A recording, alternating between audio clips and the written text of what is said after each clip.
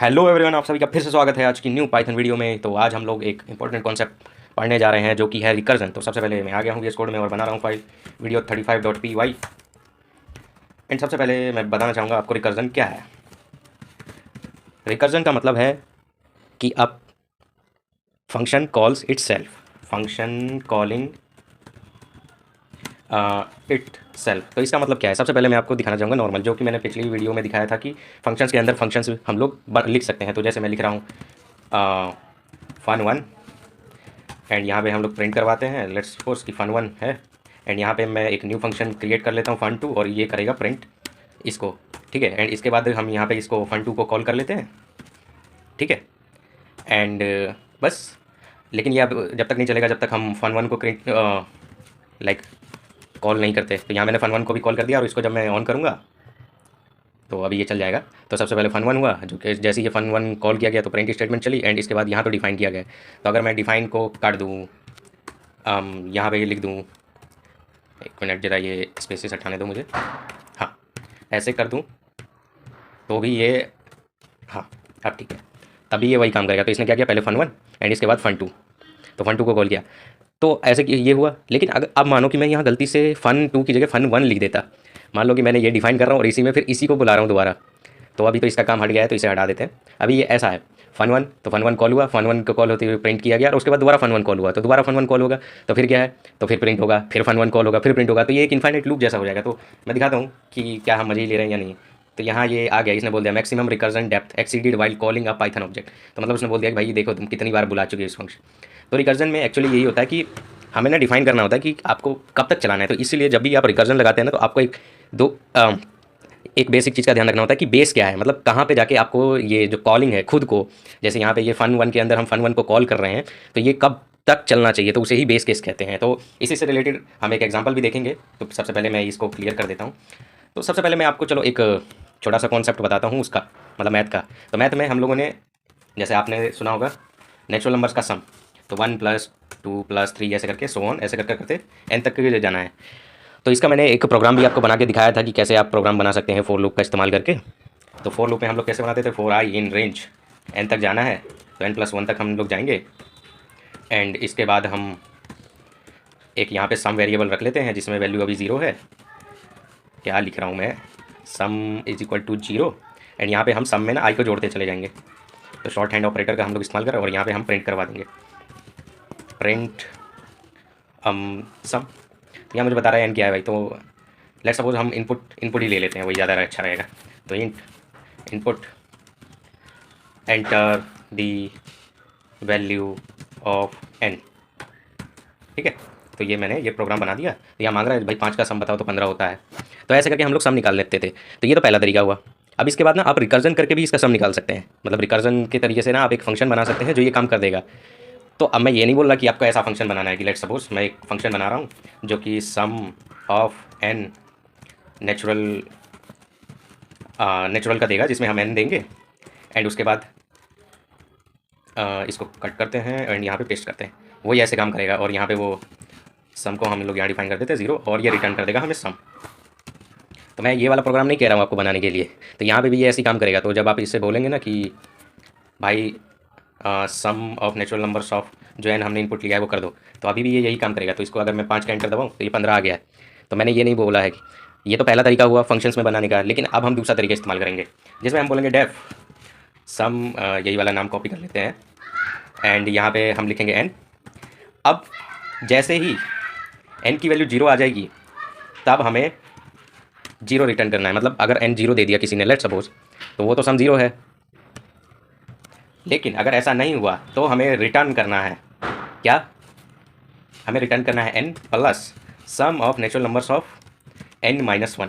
अब ये मैंने क्या लिख दिया अचानक से, आप कहेंगे ये क्या हो गया, रिटर्न कर रहे हैं हम n plus sum of this. तो मैं बताता हूँ, देखो सबसे पहले मान लो 5 आया, एग्जाम्पल के लिए 5 आया, एन की वैल्यू इनपुट हुई तो 5 यहाँ पे आया। उसने चेक किया कि क्या n5 वो 0 है, नहीं वो नहीं है, तो वो यहाँ गया। तो यहाँ पे क्या बोला है कि n मतलब 5, तो 5 प्लस कर दो उसमें क्या, सम ऑफ नेचुरल नंबर, ये मतलब एक फंक्शन को कॉल किया गया जिसमें n-1 यानी 4 को भेजा गया है। तो ठीक है 4 आया, फिर नया फंक्शन कॉल हुआ, उसके अंदर यही लिखा हुआ है कि दिस तो यहाँ पे ये फिर ये इधर आएगा, क्या नाम है, जब 4 आएगा तो 4 की चेकिंग होगी, 4 भी 0 के बराबर नहीं है, तो फिर वो रिटर्न करेगा कितना, तो वो रिटर्न करेगा 4 plus sum of natural number 3, फिर 3 के लिए आएगा तो वो 3 में वो यहाँ पे तो इफ़ कंडीशन फुलफिल नहीं करेगा तो फिर रिटर्न में जाएगा, तो वो बोलेगा 3 प्लस सम ऑफ नेचुरल 2। फिर उसके बाद 2 के लिए जाएगा तो 2 भी यहाँ सेटिस्फाई नहीं करेगा तो वो बोलेगा 2 प्लस सम ऑफ नेचुरल 1, ठीक है।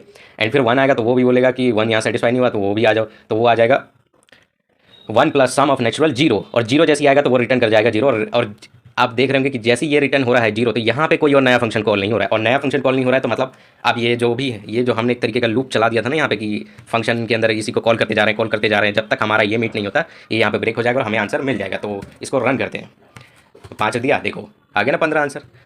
और अगर आपको यकीन नहीं है तो मैं आपको ना कुछ दिखाता हूँ प्रिंट कि एक्चुअली में इसकी ट्रेस बैकिंग कैसे हो रही है। तो अगर मैं यहाँ से यहाँ पे करवाता हूँ n plus sum of natural, मेरे हिसाब से ऐसा नहीं करना चाहिए, यहाँ पे ना इसको बोल देते हैं आंसर और रिटर्न करेंगे हम आंसर को, ठीक है। तो अब मैं प्रिंट करवाता हूँ, आंसर को ही प्रिंट करवाता हूँ तो आपको पता चलेगा कि आंसर कैसे करके यहाँ पे मज़े ले रहा है, ठीक है। अरे हटिया, और ये रन हुआ। तो अब मैं 5 दूंगा ना तो ये अब हमें बताएगा कि कैसे कैसे काम हो रहा है, कि आंसर की वैल्यू पहले क्या सबसे पहले क्या होगी फिर बाद में क्या होगी। तो 5 आने के बाद सबसे पहले आंसर आया 1। अब कह रहे हो कि 1 कहाँ से आ गया ये, तो वो इस तरीके से आया जैसे ये सम ऑफ नेचुरल 5 वाला मेरे हिसाब से ज़्यादा बड़ा एग्जाम्पल हो जाता है। तो ऐसा करते हैं ना, इसको दोबारा से रन करते हैं। तो मैं 3 के लिए बताता हूँ आपको। तो 3 में सबसे पहले आया 1, फिर 3 और फिर 6, और 6 पे फाइनल आंसर आया हमारा। तो जैसे ही 3 गया तो 3 यहाँ आया, उसने चेक किया 0 नहीं है, ठीक है। आंसर की वैल्यू, आंसर एक नया वेरिएबल बनाया जिसमें n, तो मतलब 3 प्लस सम ऑफ नेचुरल, अब बोला 2। अब ये तो एक अलग फंक्शन है, तो इस फंक्शन की डेफिनेशन क्या है ये, तो यहाँ पे गया 2, तो 2 आते ही उसने बोला f n is equal to 0, return करो 0। तो 2 तो है नहीं 0 के बराबर, तो वहाँ क्या होगा 3 प्लस 2, 3 प्लस 2 तो वो हो गया 5। 5 के आने के बाद फिर से वो यहाँ गया, वो यहाँ गया, तो उसके बाद फिर उसने क्या किया कि अब 1 के लिए चला है तो 1 भी 0 के बराबर नहीं है तो वो भी रिटर्न नहीं करेगा। तो यहाँ पे आ जाएगा 3 प्लस 2 प्लस 1, तो वहाँ पे एक्चुअली 3 प्लस 2 प्लस 1 नहीं है, वहाँ आ जाएगा 2 प्लस सिर्फ 2, मतलब जब 1 का केस होगा तो यहाँ पे 1 आएगा, जब 2 का केस होगा तो यहाँ 2 आएगा, और जो भी ये रिटर्न करेगा वो वैल्यू आने वाली है। तो जब 1 का केस चला तो यहाँ आ गया 1 प्लस सम ऑफ दिस, तो अब ये तो 0 वाला केस है, तो 0 में जाते ही उसने रिटर्न किया 0, तो यह जैसे ही रिटर्न किया तो हम लोग वापस आ गए यहाँ पे जब 1 वाला केस चल रहा था, तो 1 के केस में आया 1 प्लस 0, तो वो बन गया, आंसर की वैल्यू 1 आ गई और प्रिंट हो गया 1, ठीक है। 1 को प्रिंट होते ही इसने ना 1 फेंक दिया वापस कि रिटर्न कर लो भाई वापस लो, तो वो गया सम ऑफ नेचुरल नंबर्स ऑफ 2 के पास, 2 ने फिर 1 लिया और वहाँ उसके पास था 2, तो 2 प्लस हो गया 3, और 3 फिर उसने प्रिंट किया तो उसने कहा 3 ले लो भाई, और फिर उसने वो भी रिटर्न किया कि लो भाई मेरे पास तक 3 आ गया आंसर, अब मैं आगे सम ऑफ नेचुरल नंबर ऑफ 3 के पास मैं 3 भेज रहा हूँ। तो 3 भेजने के बाद ही वहाँ पे n की वैल्यू 3 थी और ये इसने 3 भेजा, तो 3 प्लस 3 6 हो जाएगा, और 6 यहाँ पे उसने प्रिंट करवाया, एंड उसके बाद ये हमारा रिटर्न हुआ है, ठीक है। तो ये ऐसे करके ये फंक्शन कॉलिंग ना ऐसे काम करता है। तो इसमें ना स्टैक्स बनते हैं कि ये स्टैक बना, फिर स्टैक मतलब वही कॉइन का है, एक एक करके कॉइन रखते जाते हो ना, तो उसी को हम लोग स्टैक बोलते हैं। तो स्टैक का मतलब उस कॉइन में ये होता है कि आप बीच में से कुछ नहीं निकाल सकते, आपको ऊपर से ही निकालना पड़ेगा, पहले सबसे ऊपर वाला हटाओ, फिर उसके नीचे वाला, फिर उसके नीचे वाला, ऐसे करते करते आप वो हटाते हो एक एक करके। तो ऐसे ही करके ये यहाँ पे भी कॉलिंग होता है फंक्शन का, और स्टैक को क्लियर किया जाता है एक एक करके, जो भी टास्क परफॉर्म करना होता है वो हो जाता है, एंड आपका काम होता रहता है। तो अगर मैं इसको देखो, अगर मैं ये जो बेस कंडीशन है ये ना लगाऊं तब देखो क्या कांड होता है यहाँ पे।